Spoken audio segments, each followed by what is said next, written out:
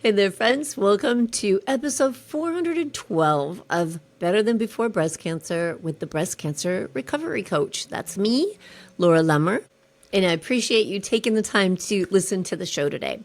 Before we jump into it, I want to give a heartfelt thank you to two very special people who left a review and rating for the show recently. Chime, I see your review. Thank you so much. And there was another review from, it was funny because, so I figured out, you know how when you see one of those personalized license plates go by you and you're trying to figure out what they say? So the handle on the iTunes handle for this person, I figured out says Rusty Fun Gal. But when I first looked at it, I was like, Rusty Fungal. What the heck? That's a strange handle to choose. But then I figured out it's Rusty Fun Gal. And I think I know who it is because in the very nice comment, that person also said that they went to high school with me. So I think I have an idea who it is. And I thank you so much for taking the time to leave a rating and a review, to write out a review. It means so much to the show, whether you watch it on YouTube, and if you do, please hit subscribe. It's amazing. I think the last time I looked at my YouTube statistics, it's like 75% or more of people who watch the podcast on YouTube are not subscribers. So subscribing really helps the algorithms show other people this information. So it helps the show, it helps it to be seen, and it helps other people who need to hear this information both on iTunes and on YouTube to get it to them. So if you can take the time to do that, I really appreciate it. And I wanted to give you two a shout out. Thank you so much for doing that. All right, let's jump into this. We're going to talk about something today that affects all of us at some time or another. And it's an important topic to explore and to understand why we do it and how we might make some simple, caring, gentle changes. We're going to talk about emotional eating. You know, food comes with a lot of emotional attachments. And we are fortunate enough in the United States to have access to an abundance of food, which sometimes can turn to or create an unfortunate circumstance where it's just too easy to get to. And so when we are feeling a lot of emotion, and I want to be careful how I say that because it isn't just emotional stress. Now that's a big one, and that's one that we're going to touch on really here. But if you think about it, it's not just when we're under emotional stress that we turn to food for emotional eating. It can be boredom. That's a big thing for me when I turn to foods that I would normally not choose. And to make a confession here, when it's me and I'm bored and I'm having that urge, the one thing I want is cheesecake. I love cheesecake. And especially, we don't live far from a cheesecake factory who makes the best cheesecake in the world. And worse yet, I've discovered that I can have a few bites of cheesecake without spiking my blood sugar because it's such a high-fat food. So the good thing about knowing this about myself is that I never keep cheesecake in the house, which means I have to go through a lot of effort if I want to get to a piece of cheesecake. And that helps me really deal with those urges when they come up. So I want to talk about not only when we turn to this emotional eating, why we do it, what the cycle of emotional eating is. But if we think about it, we also turn to it in times of happiness, right? When we're having an emotionally happy experience. And I'll share something else with you that recently I got a great PET scan. My last PET scan was November of 2024, and it showed that I had still some activity in a lymph node in my chest, which I'd seen from February of 2024. In November, it was less bright and smaller, and now it's less bright and even smaller. It's almost gone. So that is great news, because going from having very widespread metastatic cancer to just almost, I'm so close to being cancer-free, and I'm going to get there. It's so close that it's just a wonderful thing. And I'm sure you can all relate to this. Even though we believe in our healing and we believe in our health and that, you know, being cancer-free and living cancer-free is possible, avoiding recurrence is possible, when we get those tests that confirm that that's where we're headed, it just feels so much better. And isn't it interesting that even if you're making lots of healthy lifestyle choices, then you get good information and you're kind of elated about this information, that rather than our mind going to, oh my gosh, what I'm doing is working, let me stick to it. That's really the time when we go, oh my gosh, I'm so excited. Let's go celebrate with a piece of cheesecake, right? So emotional eating can be under a lot of stress, really difficult, challenging times, but it can also happen with very happy times. So we have to be very mindful of when we're allowing ourselves to do it intentionally. I know a lot of people are very hardcore about no breaks, no things that, don't align with the right eating plan. And I am much more of a belief that we need to enjoy our life. We need to give ourselves space for enjoyment, and we need to do that with intention. And that means that what we do 90% of the time is going to have a lot more impact than what we do 10% of the time or 5% of the time. And that's why when we talk about emotional eating, whether we're eating something that is maybe a high sugar kind of food or something you normally wouldn't eat, or maybe we're indulging more in alcohol because of a celebration, but we're not doing it all the time, that it's important to know that this is done with intention. Actually, on my website, you'll find I have a 5-day sugar challenge. And in that 5-day sugar challenge, there are several different steps, but 2 of those steps I'm actually going to talk about here. And one of them is being intentional and deciding, like, if you have a wedding, you have an anniversary, you have a birthday, you have some kind of celebration coming up, how do you want to show up there? What do you want to do? Do you want to avoid high sugary or maybe processed foods? Or do you want to allow yourself an indulgence? And do you do it with intention so that it's not one of these guilty spirals of emotional eating? It's very important. So when we talk about this topic, when we talk about emotional eating, I want to encourage you to listen to it, examine it with yourself without the idea of shame or guilt or restriction, because this conversation is really about increasing awareness and approaching yourself with compassion. That's what the foundation to everything good we do for ourselves is, to have that sense of self-compassion. So let's talk about what is actually happening in our body when we turn to emotional eating. Well, when we're under stress, our body releases cortisol, and cortisol is our main stress hormone. And cortisol has a strong preference for sugar, fat, and salt. And it literally will drive us towards comfort food, because in that moment, your body is trying to soothe you. It's actually trying to help. We don't really think about it like that, because we think of urges and cravings about our body working against us. But it's almost as if the urge or the craving is a symptom of something else that's going on. So let me give you the cheesecake example. 9 times out of 10, when I want cheesecake, it's because I'm bored. So what do I want? Am I hungry? No. Do I need to eat cheesecake for some reason? No, absolutely not. But I'm feeling bored and I want something that feels fun, right? And so something that feels joyful, something I'm going to enjoy. And so in those moments of boredom, cheesecake is that sounds fun. That sounds yummy. That's a dopamine hit, right? So what it is really just addressing the symptom of the boredom, which is the real underlying problem here. And so the body is noticing, because it's got this wonderful innate intelligence, and it's noticing there's a discomfort here, right? There's an emotional discomfort here, whether it's boredom or sadness or worry. There's something going on, and we want to feel different. When I say we, I mean all these cells in our body, right? They want to feel different. They don't want to feel stressed. They want to feel calm. They want to feel soothed. They want to give you that feeling that you want to experience. And the problem is that it's very easy to turn to food for that feeling. And when we do that, it may give us a quick sense of that comfort that we seek, but it's going to be followed by a crash.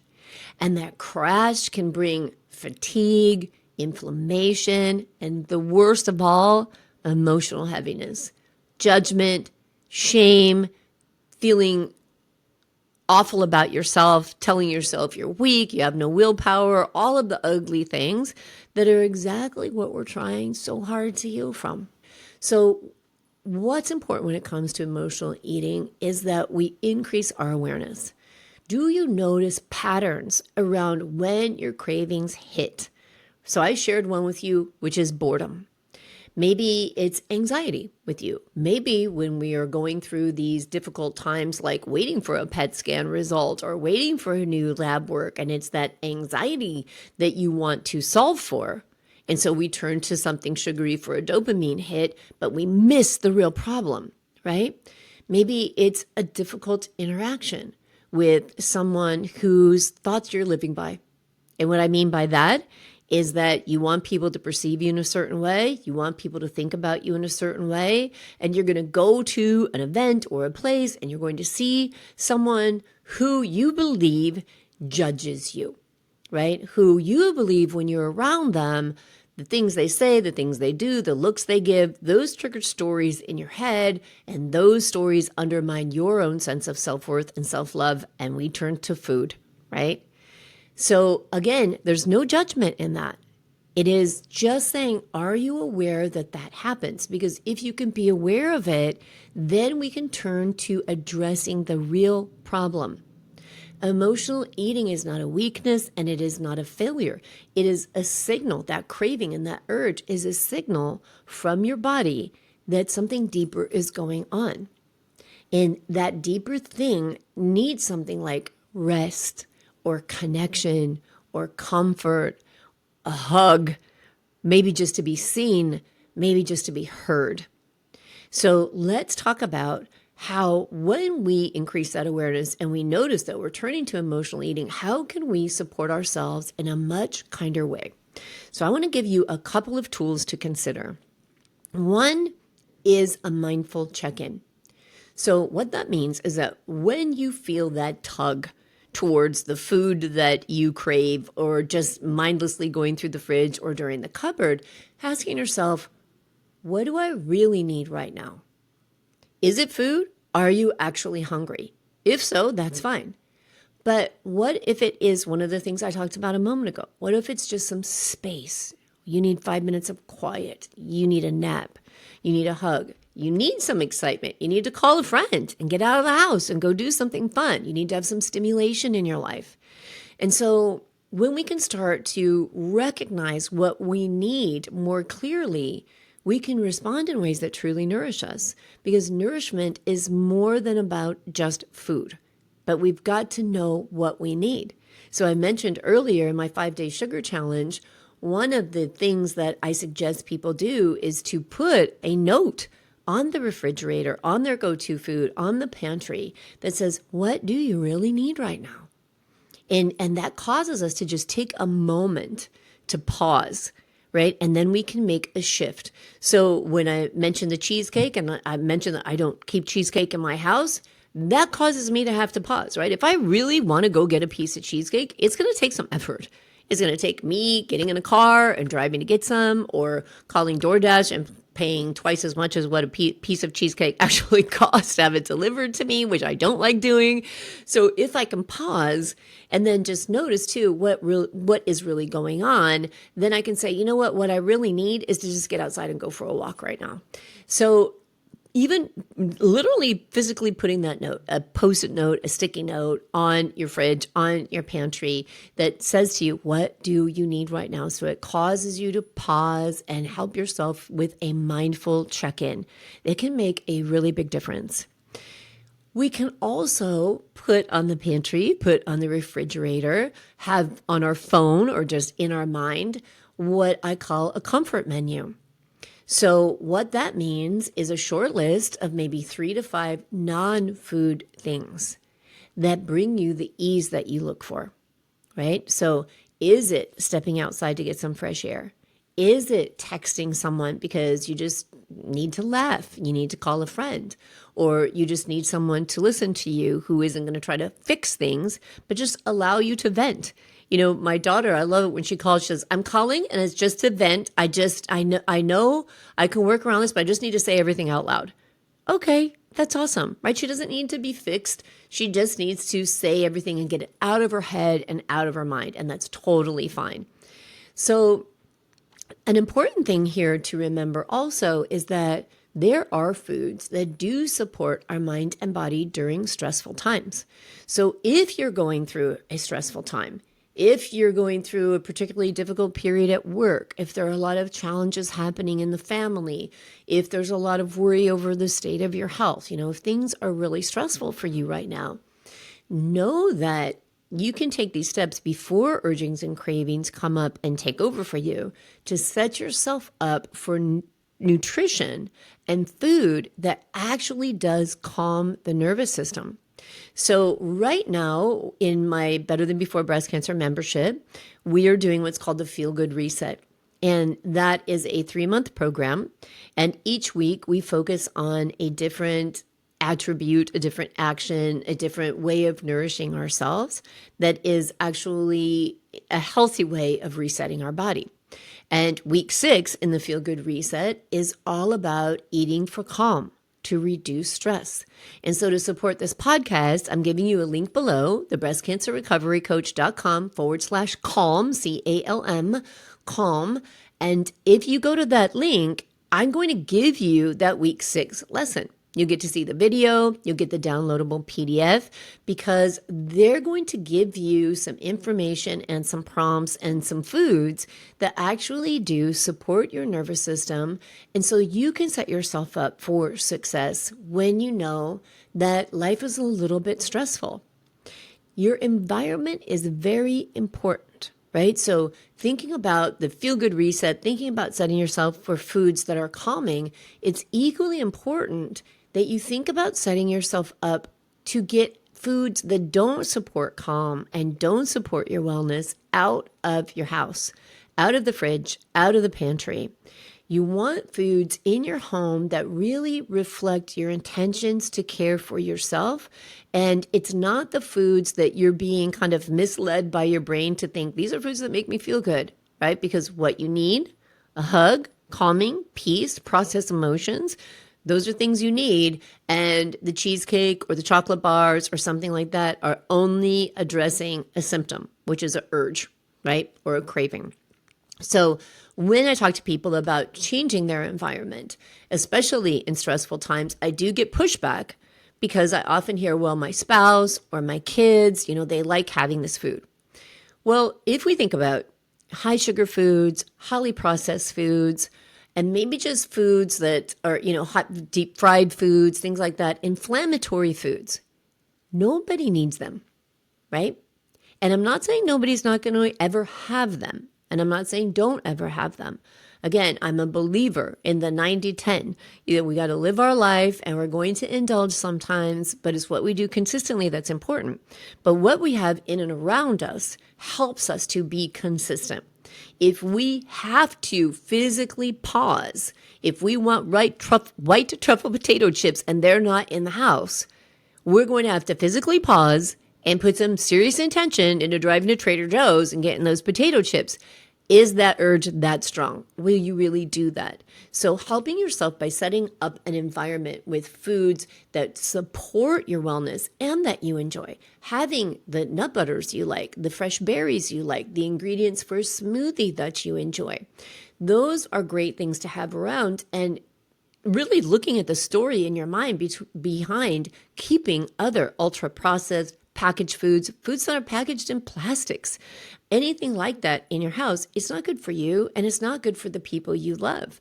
And we're actually training ourselves, right? Whether we're teaching it to our children or we're supporting it for ourselves or for our spouse, that if we have those foods, it's like we need to have them around. So examining the thought around that is like, why is having that type of food around important for you? Why do you have the story that this food has to be in your life and in your environment? Is a really interesting thing to get curious about and start to notice, right? And I think this is what I want to emphasize here. This is all about noticing. It's all about awareness.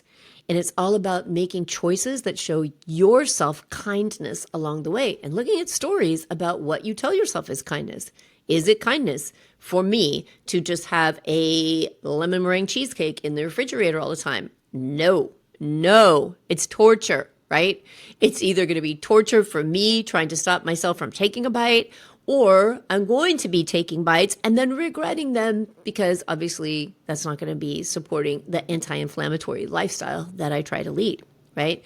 So every small decision that you make with love for yourself is a very powerful step towards healing physically and emotionally, which is important during those times of stress. So my invitation for you for this week is to go to the link, thebreastcancerrecoverycoach.com/calm, and explore the Feel Good Reset lesson on nourishing yourself for calm. Take a few minutes to print out the PDF guide in that lesson and go through the journal prompts and understand and increase your awareness about what stress feels like for you. It is such a common thing, and I've talked about it many times here on the show, that we live such a stressful life that we're in third gear all the time. So we don't know what it's like to be in neutral anymore. And when we can start using prompts, getting thoughts out of our head, doing some journaling, having some steps to create pause and increase awareness, we can learn a lot more about ourselves without judgment, but with curiosity. We can start noticing and saying, wow, I didn't even realize that that was stress. But I see now that turning to snacking all the time is really because I just want to feel calmer, right? Or I just want something that makes me feel happy. That's an incredible thing to be aware of. So go to my website, check out that lesson, or check out the 5-Day Sugar Challenge and download that program for yourself and go through 5 days at a time, one thing that you explore each day to set yourself up for increasing awareness about what you have in your home, why you have it in your home, what you turn to, what causes you to turn to it, and how you would rather support yourself. Because that's what this is all about, supporting yourself, little steps at a time, right? If you start to notice you're craving connection, you start to notice that you're craving excitement, that you're craving fun, maybe you just need more joy in your life, wouldn't it be great to substitute a ding dong with a walk outside at a nature center with someone that you care about, right? So much better for you, so much more long-lasting joy. All right. If you need more help with that, if you really think that you could use the support to create a better, healthier life for yourself, you don't have to do this alone, because I'm here for you, and you can come to my website. You can download any of my programs that are available as standalone coaching programs, or even better, join my Better Than Before Breast Cancer life coaching membership, where is a huge library of support available to you, along with group coaching, private coaching, discounts on the services that I offer, so much value in that community. And that word itself is value there. You know, community is so important. Turning to people and being part of a community, it takes a village, is really true. And especially when things are difficult for us and we're going through a lot of stress and we're just trying to make important changes in our life, getting that reinforcement and that understanding and care from people can make all the difference. All right, sweet friends, take care of yourself. Go to thebreastcancerrecoverycoach.com/calm and download the calming lesson. And I'll talk to you again next week. And until then, take good care of yourself.